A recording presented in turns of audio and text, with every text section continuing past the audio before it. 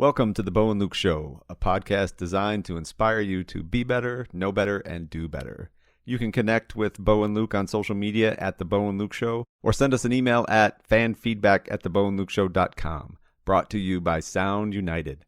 Without further ado, let's get after it.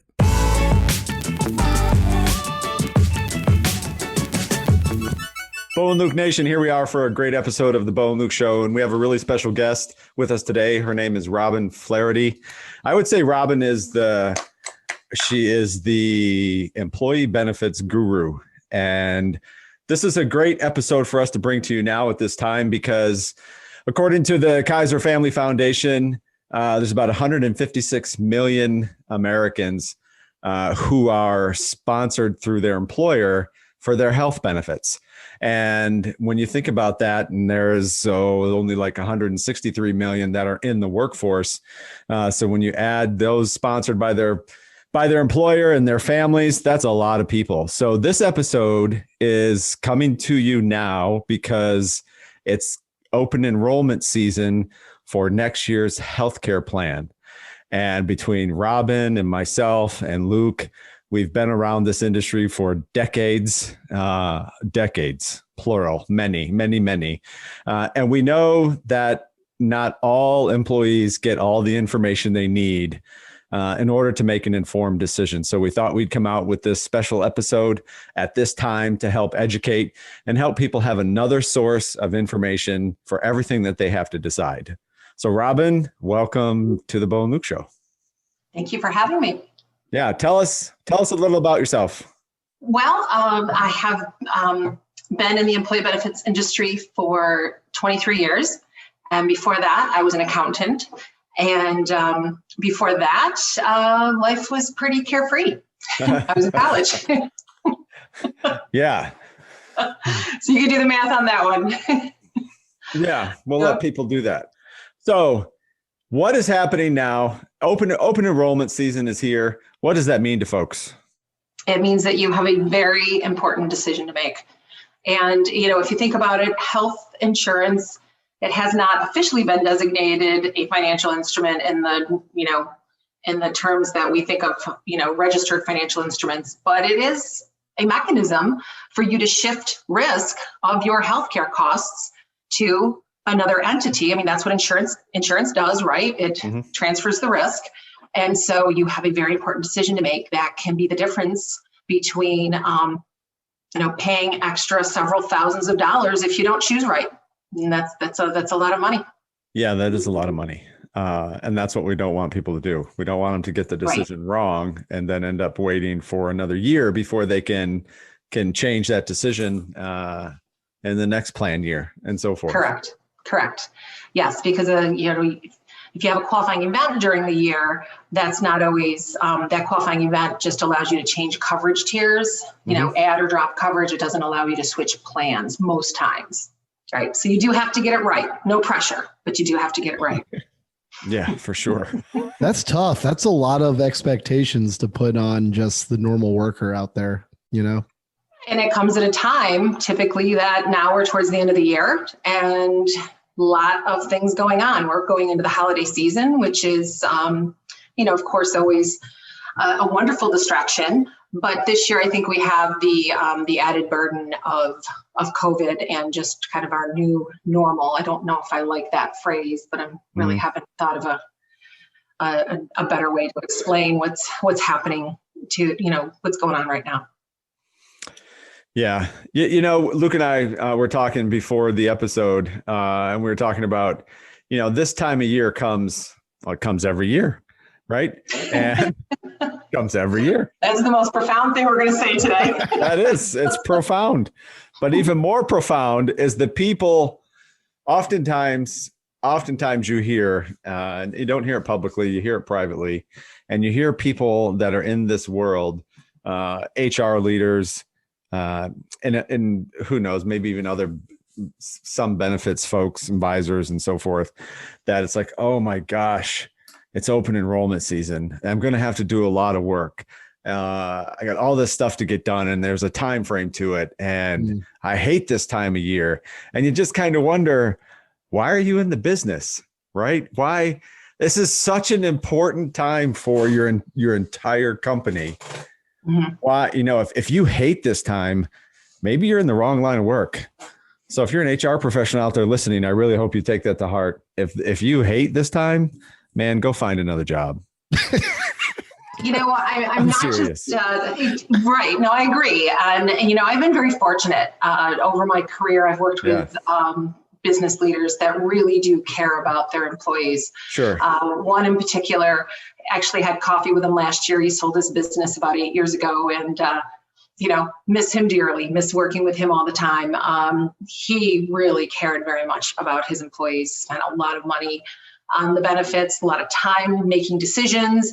But I can't really just narrow it to that one person. I've been very, very blessed. I work with a lot of owners and C-level people that truly do care, and they take the decision very, very seriously. Yeah. And they should, because you're spending, it's the second or third largest expense on the income statement, right? Yeah. It's huge. And it's a very large expense for the American worker as well.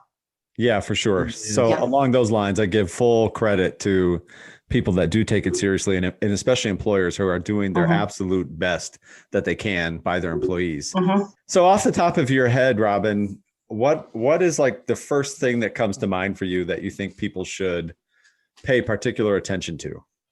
Well, there's really a process that if someone called our office, because one of the things that that we offer is for anyone to give a call and just go over the different particular benefits that their employer is offering. But we even go upstream, and we have a unique way to choose a health plan from all of those options. But that's probably another podcast episode.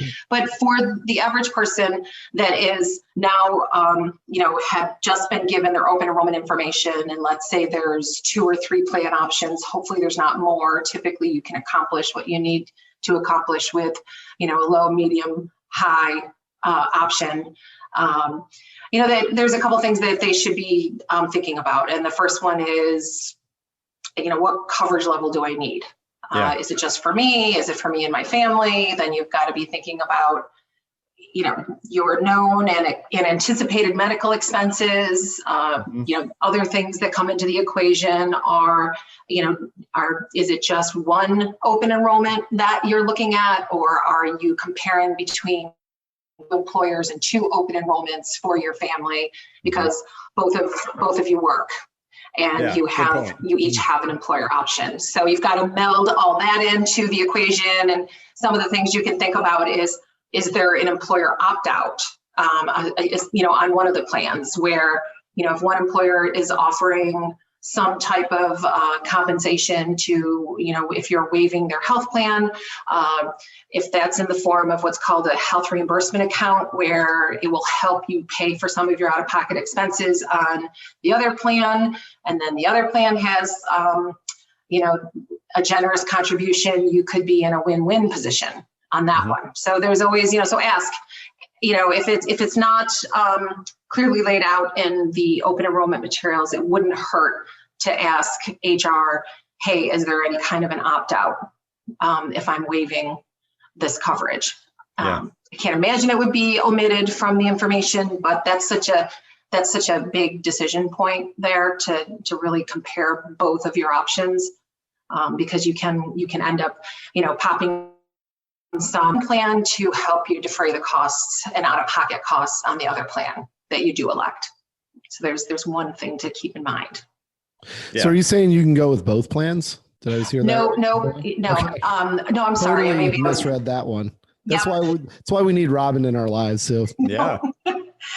So for example, Luke, let's say you have your employer offers you, health coverage. Obviously, you have 3 plans to choose from, and then your spouse or domestic partner also works and has an offer of coverage at their employer.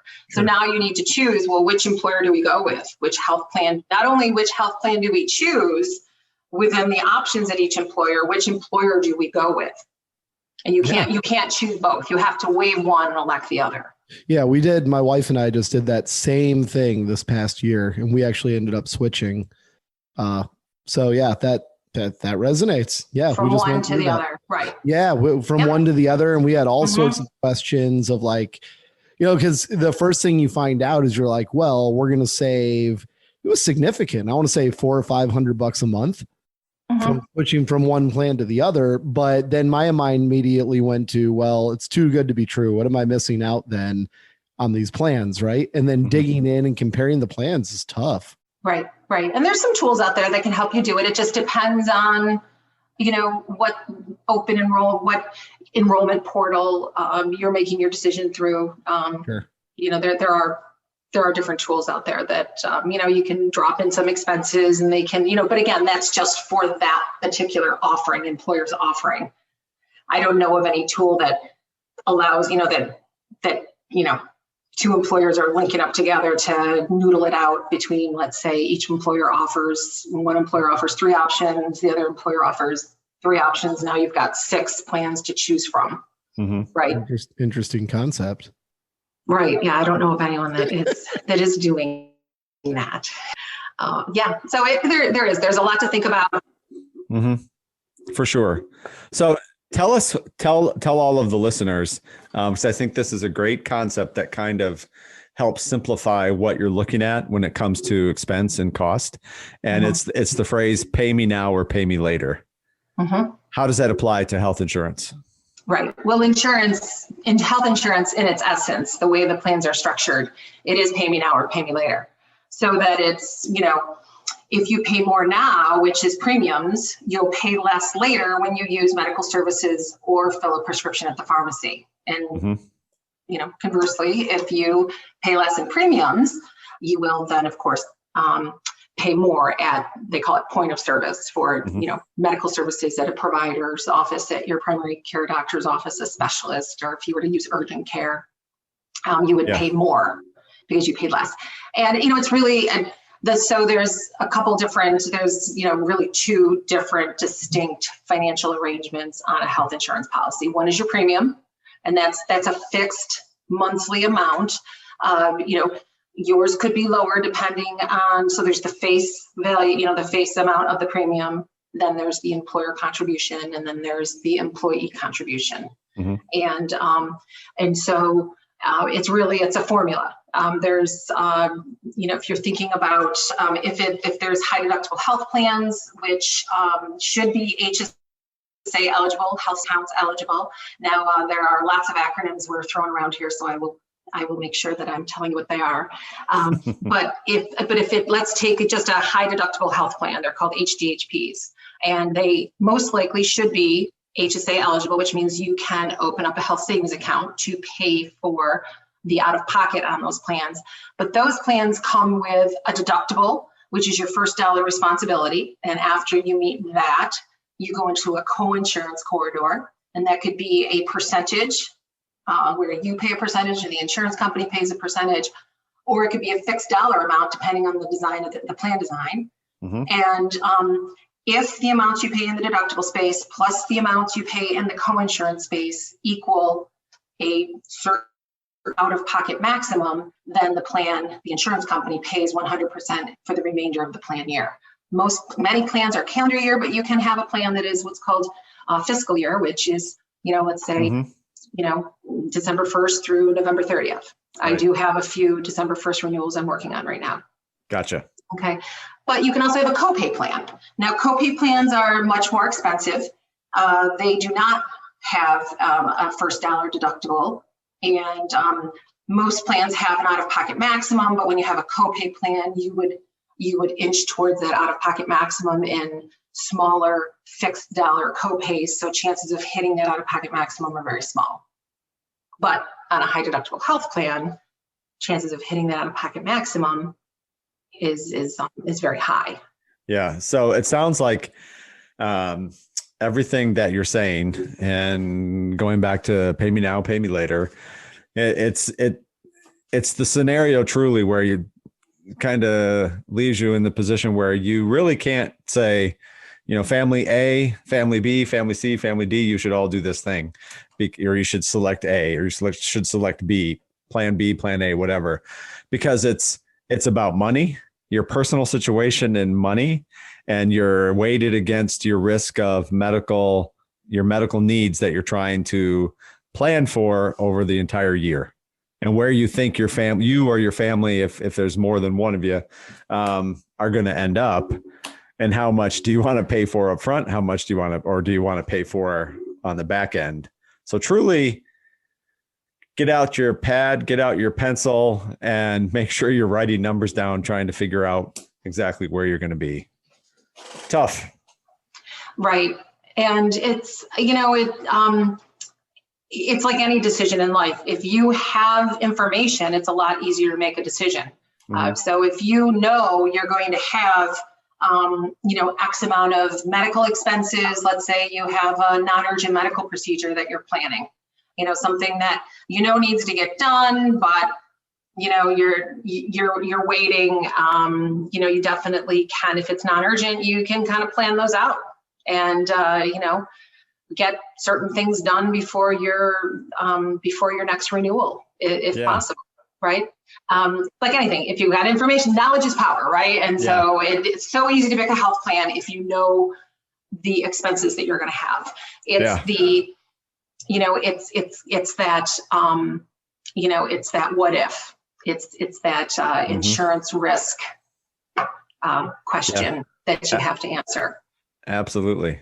So for all the young couples or any couples out there that are wanting to have babies, make sure you put that into your planning for the next year and how much insurance you're going to need to cover that event. Yeah. And for other families too, I mean, as they progress and they start making more money in their career, I think they forget that it's all tax-free as well. It's pre-tax dollars, which if you get anything you can do, I'm learning this as I get older, anything you can do to lower your taxable income is a benefit to you. So it lessens the risk of the money that you're spending, right? You got to take into percentage what the government would take if you just left it in your paycheck, which I promise you is significant. And then think about that as well. So if you think about, well, maybe for a family coverage, and I don't know what people's are, but I've seen like $800, $1,200 a month, not unheard of.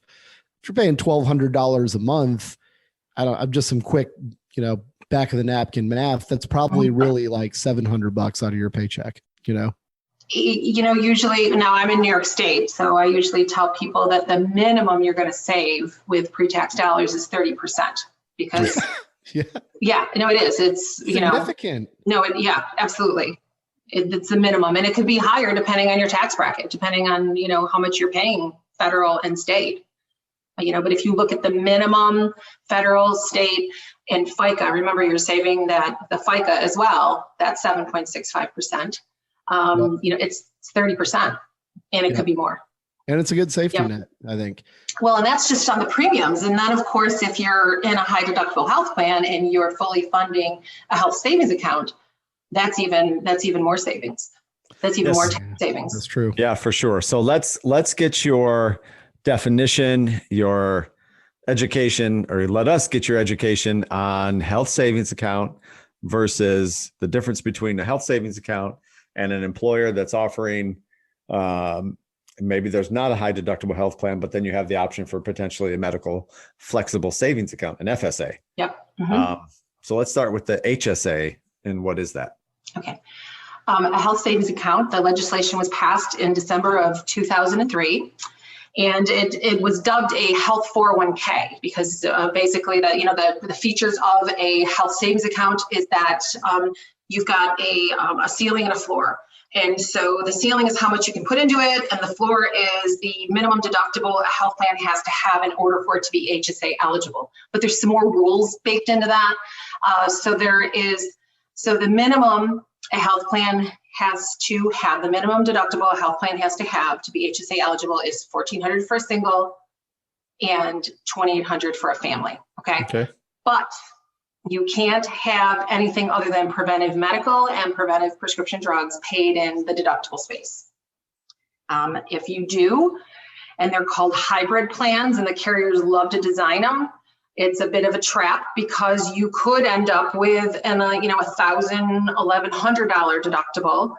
You're almost there, but not quite. And you can't open an HSA. Or it's, $1,400 or $1,500, but they give you, isn't this nice of them, they give you 3 sick visits before you meet the deductible. Well, that knocks you out of the HSA box there, because really what you want to do is, if that deductible is already, near or at that $1,400 for single or $2,800 for family, you want to be able to open an HSA, because you can put for 2020, you can put in $3,550 for single, and you can put in $7,100 for a family. And when I say family coverages, that's 2-person, family, no spouse, and family. There's really actually 3 umbrella tier: single, and family are 3 other coverages. If you're 55 or older, you can make a $1,000 catch-up contribution. And for 2021, the HSA maximum contribution that you can put in for a single is $3,600, and for family is $7,200. They haven't adjusted that $1,000 55 or older catch-up contribution. And that catch-up contribution is for you and your spouse, if you're 55 or older.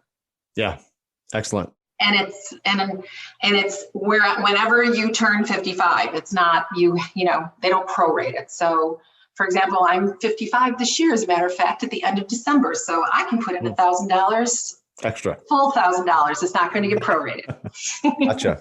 So HSAs have this term, triple tax free. So like Luke was talking about earlier about your insurance premiums being tax free because they come out of pre-tax dollars. HSAs go a little bit further. So explain to everyone what we're talking about when we say an HSA, it's not just the contributions, but the accounts are triple tax free. What does that mean? Sure. So, right. So it means that it goes in tax free, and the amounts. So with HSA accounts, one of the features is that if you don't use it, you don't lose it. So theoretically, if you are fully funding an HSA over the years, you could be, you could quite possibly have $40,000, $50,000 someday in an HSA. So that appreciation, it also appreciates tax-free. And if you use it for what's called a Section 213D qualified medical expense, it comes out tax-free. Right. So there's your triple. That's how you get your triple tax. Tax. Because the accounts have interest tied to them as well, correct? They do. Yes. Yeah. Yep. So you're saving the tax on the contribution, the tax on the appreciation, and your medical expenses tax free as well.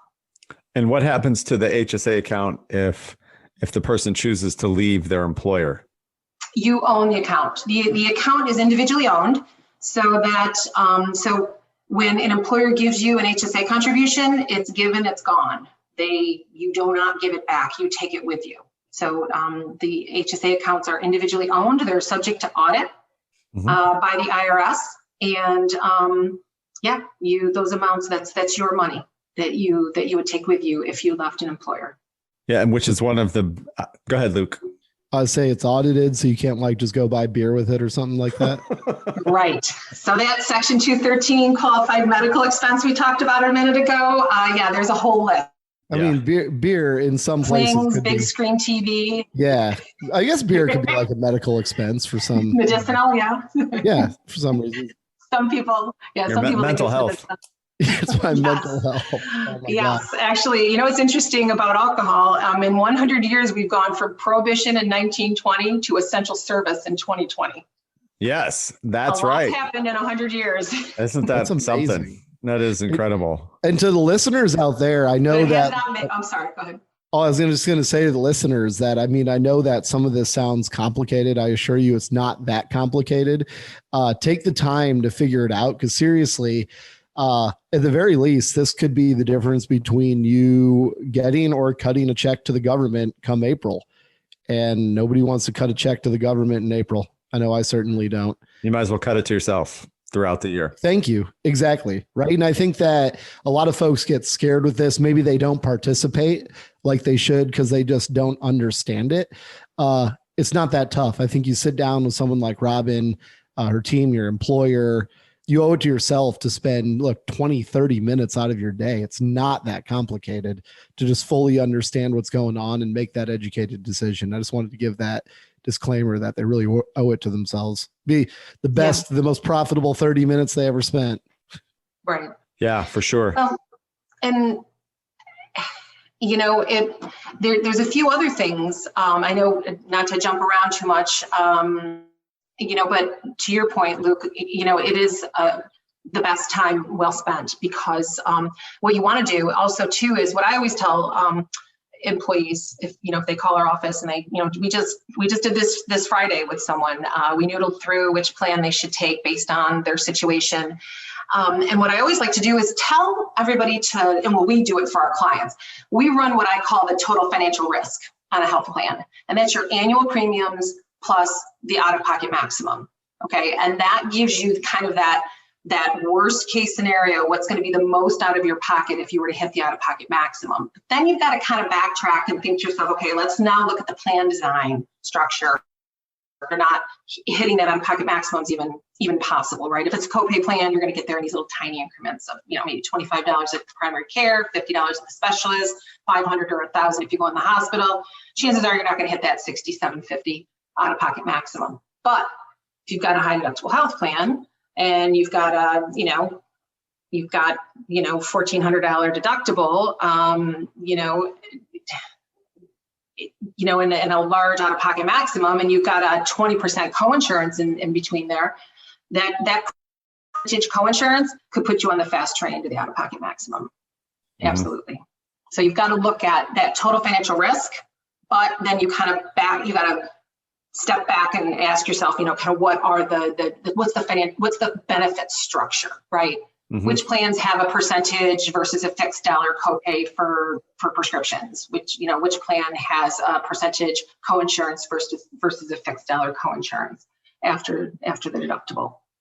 So those features are very telling, and they will help you make your decision, because obviously your fixed dollar coinsurance, your fixed dollar prescription copay is going to be a lot less out of pocket for you than the percentage. Stay away from the percentage. Go with the fixed dollar if you have a lot going on. But if you're young, healthy, and possibly single, every open enrollment meeting, I love to tell the joke that it's our Tinder plan. It's the young, healthy, and possibly single plan. If you're very young, I do pull a good laugh out of that. And but if you're young and you're invincible, there's a bronze plan that has like a $7,000 single deductible, $14,000 family deductible, 100% coinsurance, which means the deductible and the out-of-pocket maximum are the same. So once you've hit the deductible, you've hit that out-of-pocket maximum, but it's a very small single premium. And if you feel, then I also followed up with a Clint Eastwood joke, do you feel lucky? Do you? And so. Yeah, that's like when I was that young, like all I cared about was that I was covered to go like twice a year. I'd just go and get a round of antibiotics or something when I got sick, yep. If that. And that was like all I worried about. Now I worry about a lot more, but. Well, of course. Yep. And the thing that's nice about that has the 100% coinsurance, typically they have the preventive drugs that are free. So again, if you're just expecting preventive medical, you're just expecting maybe a preventive drug, that lower cost bronze plan with a really high deductible and out-of-pocket maximum that matches maybe your plan. But typically if you're, maybe you're not very risk averse, or you're very young and healthy, and that might be your the right choice. One thing we haven't talked about in our post Affordable Care world, so it was COVID ushered in the 10th anniversary of the Affordable Care Act. It was March of 2010 that the Affordable Care Act passed. And now there's really only 4 types of health plans. There's the platinum, gold, silver, and bronze. And your platinum plans now pretty much are those really high and very expensive copay only plans. Between your gold and your silver, those are the ones where you've probably got some things going on and you've really got to look at the benefit features. And then your bronze plans are those Tinder plans. Young, healthy, and possibly single. Tinder plans are the best. That's amazing. Hey, one thing I'd love to talk about, because you sent this over, I'm so interested to hear your take on this, is the price transparency and these lawsuits that have just gone through. Yeah, very cool. I bet 90% of our listeners don't know hospitals have two pricing sheets. Yeah, well, that's a whole other podcast as well. But, it is an exciting time for consumers. And, and I'm kind of a little bit of this is a bit of my passion, actually. I want to spend the rest of my career trying to, transform how healthcare is purchased and delivered. That's really kind of where I want to take the rest of my career. And there are some exciting things happening. So yes, the Trump administration is trying to foster careers, demanding price transparency, and also empowering consumers to, to really own what is rightfully theirs, which is their healthcare data, which is a whole other podcast as well. That I'm not here accusing the carriers of doing anything wrong per se, but data I am sure is de-identified and sold. So you think of that concept that we've paid these premiums, we pay the out-of-pocket to go and have the healthcare service, and then our data is de-identified. They're doing it right. I mean, there's nothing, I'm sure under HIPAA they're following all of the guidelines, but they are also, I would say, I would be surprised if they're not de-identifying the data and using it for some purpose that may bring them additional revenue. Again, there's not necessarily an open conversation about that, but just different things that I've read indicate that could. But that data is ours. That we own that data, and they're actually. I believe it is Omaha. I will have to get back to you exact. There is actually in a state out west, there is a bill in the state legislature that actually will monetize healthcare consumers' data. It will actually, they'll own that data, and then if anybody uses it and makes money off of it, the consumer will have to share in that. Oh, that's kind of sweet. In that revenue, which I think that would be a really great thing. That'd be awesome. But yes, there are some really exciting things happening. There are some really exciting things happening for the consumer. President Trump had an executive order in June of 2019 demanding hospitals to release their pricing information. And then the American Hospital Association filed a lawsuit in December of 2019 saying, that they can't do that. And in June 23rd of this year, that was not allowed. So the American Hospital Association, they filed a lawsuit to keep all those prices secret, and in June of this year, they lost that lawsuit. So that's exciting. So again, has the needle moved towards anything that we can all get behind at this point? No. But I do believe that there are, I think that the Trump administration is working towards, having the American healthcare consumer be in a position of power so that we can make informed decisions. Because there is this out what you need. I heard a great analogy about, you don't go in and buy a car and, the car company says, or the dealership says, hey, pick out whatever one you want, go home with it. And then you just get an avalanche of bills. You get a bill from the steering wheel company. You get a bill from the engine company. You get a bill from the seatbelt company. You get a bill from the seat company. No, what you're buying, what the price of the car is.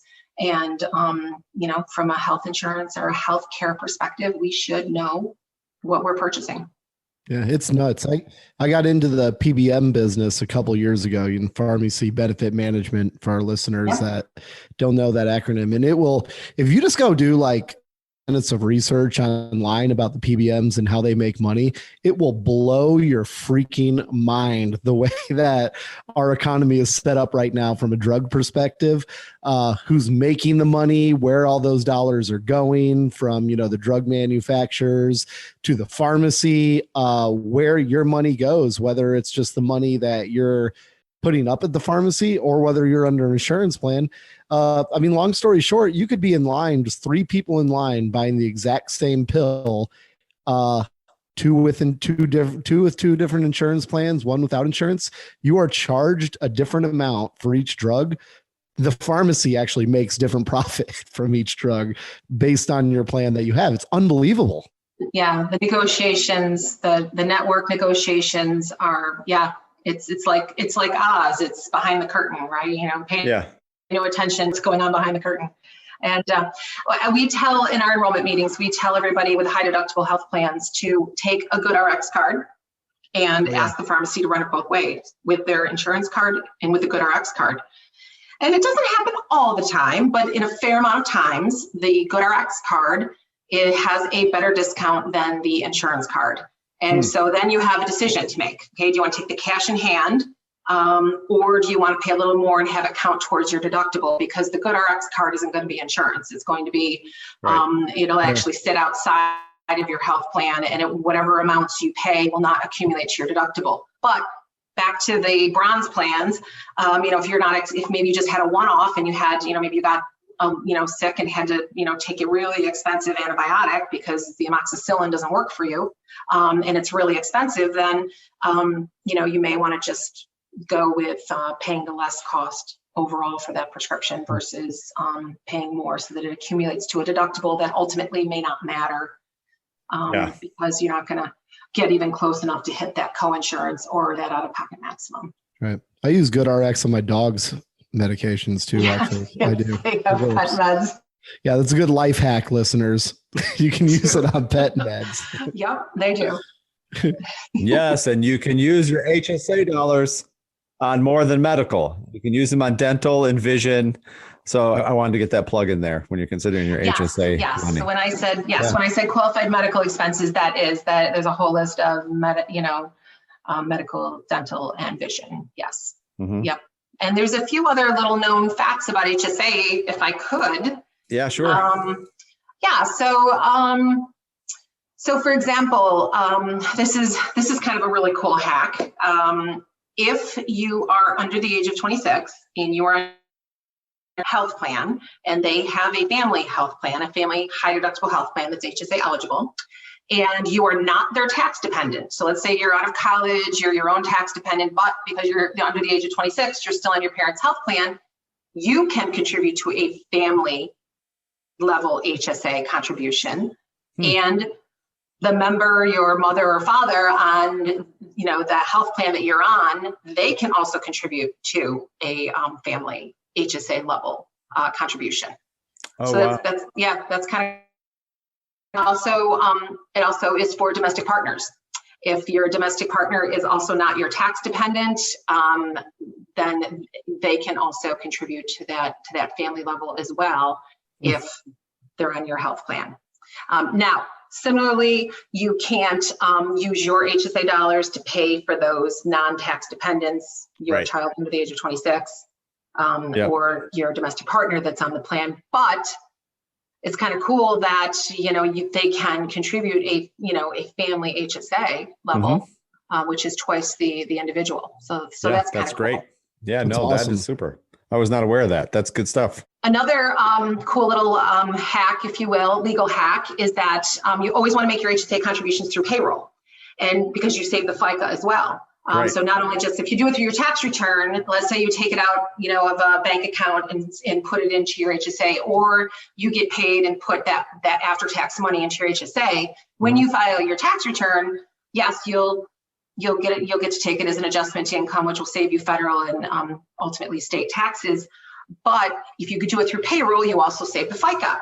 Now, January 1st to April 15th, in payroll, you can designate those HSA contributions for the prior year or the current year, because you always have 15th to pay your full prior year HSA contribution.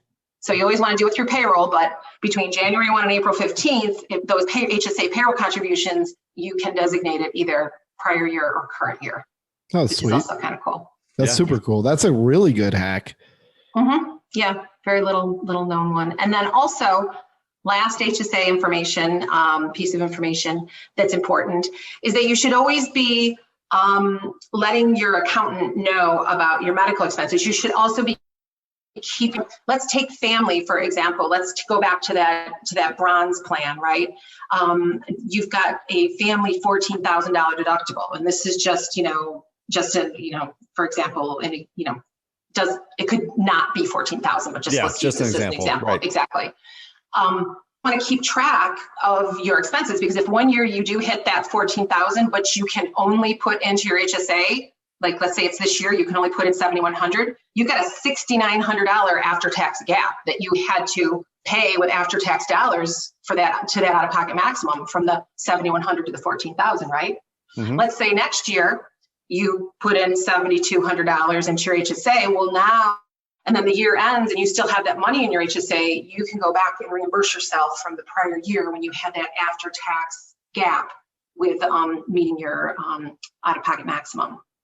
Does that make sense? Yeah. So you just want to keep track of a running total, because you can go in future years when you are overfunded in your HSA, you can go back and reimburse yourself when you were underfunded and you had medical expenses that you paid with after-tax dollars. Yeah. Wow.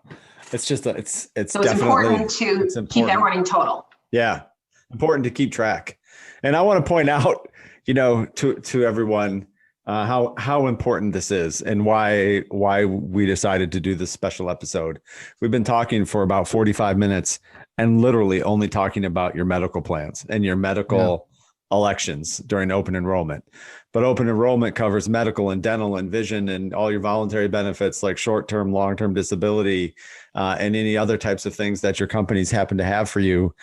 So it's incredibly, incredibly important for you to designate time for yourself or for you and your family with no distractions to really sit down and review everything that's being presented to you before you start making your elections, and think about it, ponder it, make your lists of advantages, disadvantages, so that you make the best possible decision that you can for you and your family. It's just incredible how in-depth this can get. And I just think overall, most of us are undereducated in this world of health benefits. Last comment, the CARES Act. So in the Affordable Care Act, took away the kind of willy-nilly over-the-counter expenses that you could pay for out of your HSA, Tylenol, for example, GERD drugs like Zantac, Prilosec, those drugs. In the late 90s, there was there were a lot of drugs that fell off the patent cliff, and they went from behind the counter to over the counter. Mm-hmm. And so you were able to pay for those without a prescription at the pharmacy. You're able to pay for those out of your HSA or your FSA. Well, the Affordable Care Act closed the window on that, effective January 1 of 2011. But the CARES Act opened that window, and now you can pay for over-the-counter drugs without a prescription, without having a prescription at the pharmacy. For any of those, the Tylenol, ibuprofen, Prilosec, Allegra, if you have to take an allergy pill every day, because those used to be behind the counter. Yeah. But then they came over the counter, kind of created this whole other market of over the counter drugs, in the last 20 years. But again, ACA closed that window and said, you can only pay for those through your FSA or your HSA if you get a prescription from your doctor and you keep it on file at the pharmacy that you frequent. The CARES Act removed that in March of this year, retroactive to January 1 of this year. Oh, wow. Luke, did you know that? And No. So if anyone had any expenses, you could. So that's important also for your listeners to know that the CARES Act did, it put back in place that pre-2011 flexibility through your FSA and your HSA.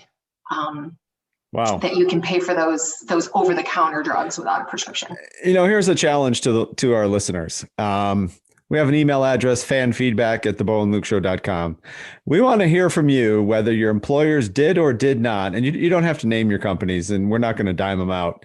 I want to know if your employers informed you, for those of you that have high deductible health plans with an HSA and you're contributing to an HSA, that when the CARES Act passed, that you were actually communicated with and informed that you could now use your HSA funds for those previously banned under the Affordable Care Act, over-the-counter medications that now you could use your HSA funds for the whole year. And you could go back, reimburse yourself back if you have your receipts, reimburse yourself back to January 1st, but you can do that through this whole calendar year. I'm curious. I personally never heard that out of the CARES Act. You could do it before, Bo. You could do it before. You just had to have a prescription on file at the pharmacy. So the Affordable Care Act just got rid of kind of the no record keeping aspect of it. You just could use your HSA card or your FSA for those over-the-counter drugs. ACA, effective January 1 of 11, said got to have a prescription. So CARES Act lifted that. Oh, so you'd have to like go to your doctor and say you want a prescription for Prilosec, even though it's over the counter, and they keep it on file. That's insane. But now that's gone with the CARES Act. Well, that's just it. I mean, thank God. It's like your wellness benefit on your health plan. Right. That requirement is lifted, but it's like it's like anything else. It's kind of designed. What's it called? Isn't that called breakage? That it's designed so that there's all of these hurdles so that you don't take advantage of it, right? Yeah. There's people who design these. There's studies that if there's 2 steps, people won't do it, or if there's 2 steps, they will do it. If there's 3 or 4, they won't. So they design it. It's like rebates, right? It's designed to to go through so many hoops so that you don't send it in and you don't get the reimbursement. So again, I don't know exactly what the what the motivation was to continue to inconvenience the American people with just trying to get their over-the-counter medications and pay for them with pre-tax dollars. I don't know what the motivation was in the Affordable Care Act on that, other than there were some in the Affordable Care Act, there were things that needed to generate revenue, tax dollars. And one of them, that's where they put a cap on the flexible spending accounts that you could only defer X amount of money in a medical spending account. Can you imagine like how pissed the doctors were when you spend like 12 years in school and then you're writing prescriptions for over-the-counter drugs to help people get tax benefits?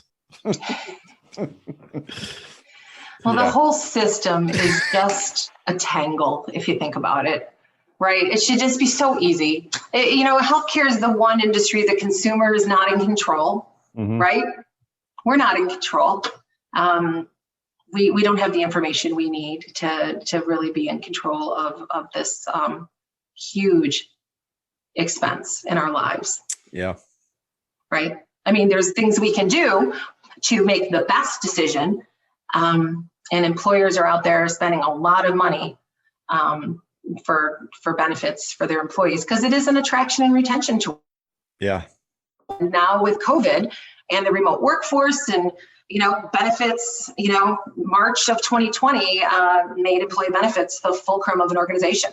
Now it's all about culture, and how you build culture is to have a benefits program that meets your employees, where they are, and it addresses the needs that they have now. We haven't even talked about telemedicine. We haven't even talked about flexible spending. We didn't dive into flexible spending. The difference between an HSA and an FSA, health savings account, and flexible spending account is with a health savings account, if you don't use it, you don't lose it. With a flexible spending account, if you don't use it, you will lose it, all but $500. But that your employer needs to make an election between the $500 rollover or the grace period for incurring expenses. So again, there's just so many things to go into. So many. There is. Yep. I really didn't think I'd have even a half hour to talk, but apparently we did. Yeah, that's okay. It's a great topic. It's a great subject. I hope it inspired people to take the time to get through to really look at their plans. It's also inspiring, folks, if you picked up on things being said and what's happening in the political world. This is not a political show, but things are happening all the time, regardless of the administration. Trump administration has is working on things, and executive orders have been written to the benefit of the consumer. The Obama administration did their stuff with the Affordable Care Act. So things are always happening in healthcare, and it's always a big item for debate. So it's important to get yourself away from the television and the media and do your research on your own and listen to things like the Bo and Luke Show so you can get informed and educated in a very non-biased way. Just here are the facts and what you have to look at. So Robin. Agreed. I mean, the Affordable Care Act, definitely has its place. I've been in this industry 23 years. I think the Affordable Care Act has done some really good things for people. But the irony is, it increased access to healthcare. Absolutely. But ironically, it was called the Affordable Care Act. I don't believe that it addressed affordability. Yeah. I believe the things that will address affordability is transparency and having health insurance become a consumer market, just like anything else. When the consumers, when the masses are in control, when it's the masses, not the classes, then healthcare, I believe, will change. The power to change healthcare is in the hands of the consumer. That's what will change healthcare. That's going to be a quote that Elle's going to pull for social media. I guarantee it. That's the one. That's the one. Thank you for having me. Thank you so much. Thank you for joining. Thanks for joining us. This has been fun. We'll get this episode out as quickly as possible. Luke, any parting thoughts? Yeah, I mean, this is just all about to the listeners about back to our original mission here is to be better, know better, and do better, right? Mm-hmm. Yeah. Be better. Pay attention to your plans. Pay attention to what you're paying on taxes and what you have coming up for the next year. It's a little bit of time out of your life to actually lock in, pay attention, and learn it. That could save you a ton in multiple aspects and a lot of headache later on. So, folks, pay attention and do it. Bring in your family members if you can, or just, wait, I guess, spend a few minutes on it and just get the Tinder plan. I don't know, but no. Because that's the thing is we don't want people just looking at the price. Do not just look at the price. Well, I'm saying, if you're like 21, and you're, yes, of course. Yes. Yeah, well, if you're 21, you're probably on your parents' plan. Yeah. That's a good point. See, that's why they have people like Robin to advise people on this, because you don't want Luke going out and doing that. Well, yeah, no, it is all about cost, but you can't just look at cost, to when you're picking your health plan. Fair. Fair. Yeah. You gotta, ideally, what's, so. Good stuff. And you plan appropriately and so. Excellent. Well, thank you, Robin. We appreciate you being on the show. You're welcome anytime. And that's a wrap.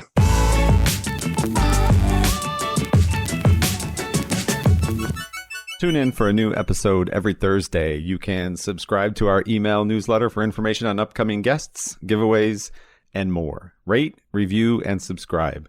Thank you to our sponsor, Sound United, for quality broadcast audio throughout Season 2.